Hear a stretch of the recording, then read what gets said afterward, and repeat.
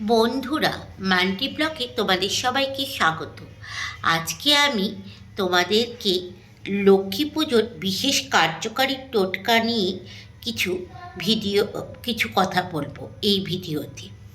তো বন্ধুরা, লক্ষ্মী পুজো তো সবার বাড়িতেই হয়, কিন্তু লক্ষ্মী পুজো করলেই কি সবার বাড়িতে অর্থ, ধন, সম্পত্তি আসে?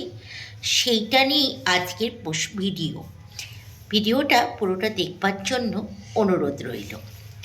তো লক্ষ্মী পুজোর দিনে তোমরা একটি পান পাতা নেবে এবং পান পাতাটাকে উল্টো করে একটি স্বস্তিক আঁকবে। তারপর একটি গোটা সুপারি পান পাতার মধ্যে রাখবে। তারপর একটা কাঁচা হলুদের টুকরো আর কিছুটা ধান নিয়ে পানটাকে খিলি করবে এবং খিলি করে তোমাদের যা মনস্কামনা সেটা বলবে।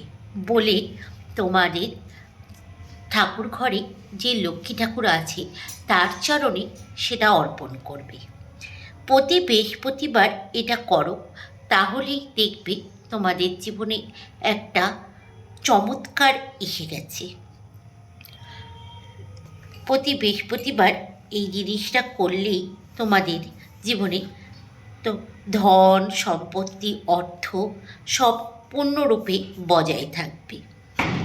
তো বন্ধুরা, আজকের ভিডিওটা এই পর্যন্তই। ভালো লাগলে লাইক করো আর চ্যানেলটিকে সাবস্ক্রাইব করে আমার পাশে থেকো।